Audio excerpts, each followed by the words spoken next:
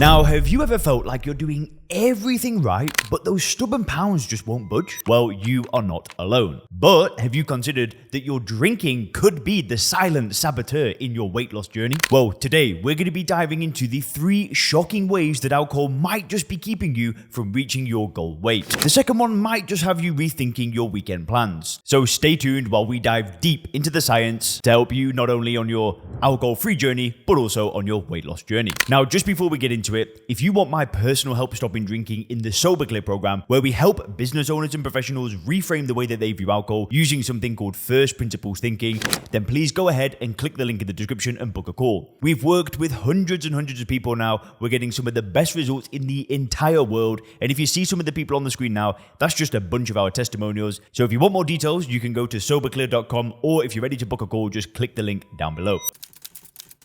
Now, part number 1 is that alcohol calories are additive to food. So the first thing that you need to understand is that our body does not adjust our appetite to compensate for calories from alcohol. Our alcohol calories simply get added to those that we already get from food. So let me break this down a little bit. So for starters, a lot of the alcohol that we consume is just before or during a meal. Let's say a meal is 600 calories and a glass of wine is 150. If we drink the glass of wine with our meal, we don't reduce our food consumption to 450 calories. What we'll do is consume all 600 of them as normal, plus the 150 calories from the wine. For whatever reason, alcohol does not trigger the normal satiety mechanisms like other sources of energy. This is what scientists mean when they say that there is no compensation mechanism and that calories from alcohol are additive to food. For regular food, calories before the main meal are compensated to a larger or lesser degree. For example, if you have a snack before your main meal, then you're likely to have less of the meal. With alcohol, this does not happen. Not only that, but there is also evidence that alcohol stimulates our appetite. In other words, we get the full calories from the drink, the calories from our regular food consumption, and then some on account of alcohol stimulating our appetite. Which brings us to the next point. Part 2.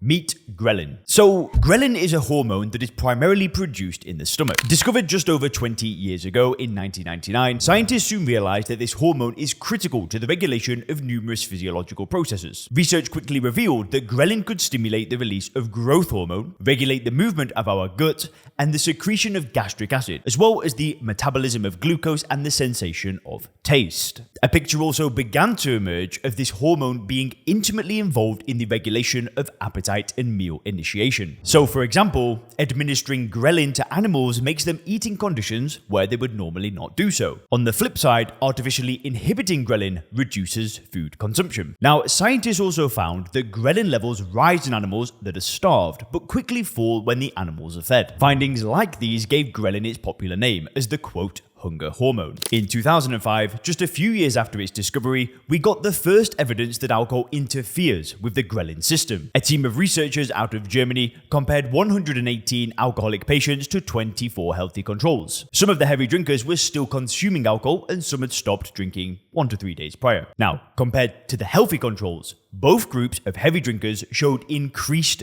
ghrelin levels, and the heavy drinkers that just started to abstain from drinking showed the highest ghrelin levels of all. So it became apparent very early on that alcohol interferes with the ghrelin system, and this is potentially linked to weight gain. Now, it's important to note, however, that the correlation between alcohol intake and ghrelin levels is not always positive. Other researchers found that in healthy people that drink occasionally, alcohol seems to actually suppress ghrelin levels. How this squares up with alcohol's appetite stimulating property, which we discussed earlier, is not yet clear.